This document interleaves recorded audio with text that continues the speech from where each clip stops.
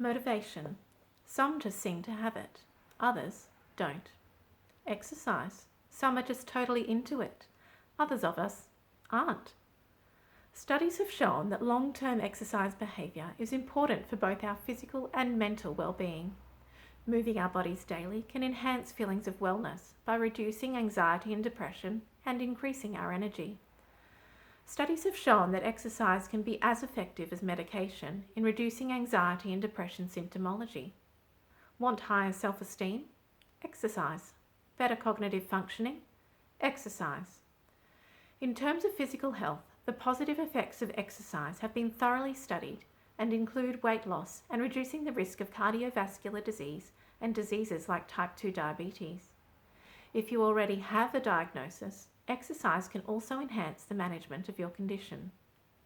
So why aren't more of us doing it? Australian statistics suggest that the majority of us don't manage anywhere near the recommended daily prescription of 30 minutes of moderate intensity exercise. 3 major barriers to exercise consistently come up in studies on inactivity: lack of perceived time, lack of energy, and lack of motivation. Motivation is a principal factor that influences whether we see ourselves as exercisers or not. I'm going to talk today about using motivational strategies to increase long-term adherence to exercise programs. How do we motivate ourselves or others to get the stick-to-itiveness that we need when it comes to exercise and our mental and physical health? Even thinking about finding motivation to exercise might put us off exercising. This is one of the common myths around motivation, that you need to be psyched up to be motivated. Good news, the truth is that being overly aroused can contribute to poor focus and performance. Another motivation myth: it's all about positive thinking. You'll be glad to know that research shows that while positive thinking can be influential, it only helps when realistic goals have been set. The third myth of motivation is that it is an inherent characteristic, something we just have. However, various psychological models have shown that motivation is not just an inherent trait, but is something that can be worked on with appropriate training in order to increase physical activity. So if motivation is not just an attribute, what is contributing to our lack of it in regards to getting up and moving?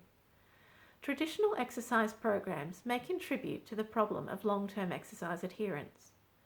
Many are based only on fitness data. You do this, you'll get this result. So if you want this result, you must do this. This ignores individual psychological readiness to exercise. It may also make the program quite restrictive by reducing freedom of choice, something which can reduce motivation in the long term. Some exercise programs are too challenging for beginners, and it is known that feelings of overwhelm can lead to escape behaviours, i.e., quitting. Ultimately, the goal needs to be empowerment, allowing people to take responsibility for their own health and make long-term behaviour change. A technique known as motivational interviewing can be useful in these situations. Motivational interviewing, usually done by an experienced counsellor or registered psychologist, helps clients to explore and resolve their ambivalence towards, in this example, exercise. It looks at and empathises with any barriers to behaviour change and empowers the client by allowing them to resolve their own ambivalence. The costs and benefits of staying the same or engaging in behaviour change are examined. What's holding you back from coming to the exercise sessions more? What do you do when you don't come to sessions? What do you like about not doing exercise? What is it that makes it difficult to get here? What other things do you do when you're not exercising? Do you enjoy that activity? What good things might happen if you do exercise? What positive effects might exercising have on your health? What negative things might happen if you don't exercise? This type of technique requires empathy, acceptance, and a lack of judgment, allowing the client to explore the answers to these questions, to work around barriers to exercise, and to build their own readiness and motivation to exercise. When we talk about motivation, it's important to distinguish between 2 types of motivation. Intrinsic motivation, the internal motivation that occurs when you take part in something purely for its own pleasure, or to satisfy your own desire for competence.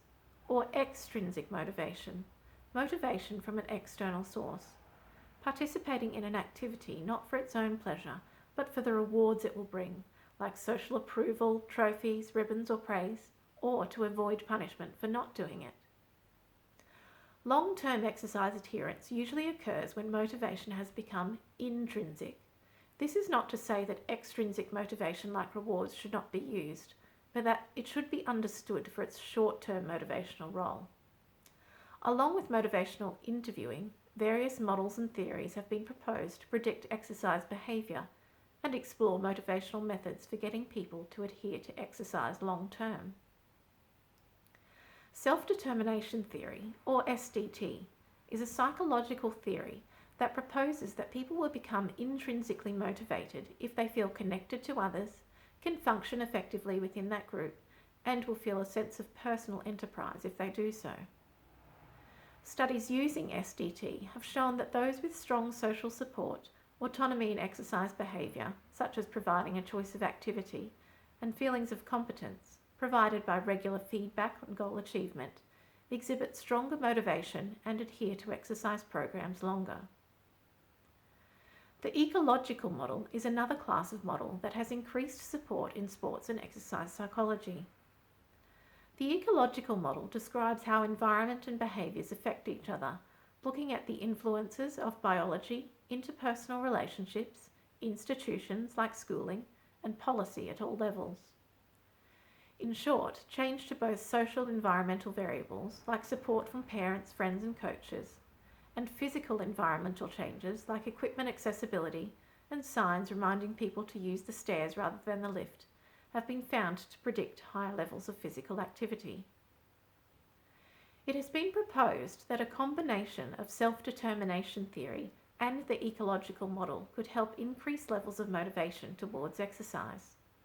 For example, providing an environment that is exercise friendly, such as play spaces, walking paths or activity suggestions, may foster a sense of autonomy by increasing choices of how to move. Increased choice encourages feelings of competence due to everyone being able to choose something they can actually do. And a sense of social connection is created by creating a space where people can interact with each other while doing things they enjoy and want to do. When looking at motivation and exercise adherence, it is important to look beyond just fitness data and consider both the individual and all contributing environmental, social and behavioural factors, empowering the client to explore deeply in order to resolve their own ambivalence towards exercise. Motivation is a skill that can be grown and built upon, rather than a personal trait that you either do or do not have. Any exercise intervention must be matched to the individual. Consider the situation and personal factors that may be influencing a client's decision to stick to an exercise program. Understand there may be multiple motives for their involvement, and that these motives may change over time. Are they trying to lose weight, develop a skill, make friends, or challenge themselves? Understand that psychological readiness to exercise may wax and wane. If needed, change environmental factors to enhance motivation. Remember that facilitating a fun environment and providing multiple options to enhance autonomy will contribute to exercise adherence. And if you are a coach or trainer, remember that your attitude, energy, and mood can influence your client's motivation.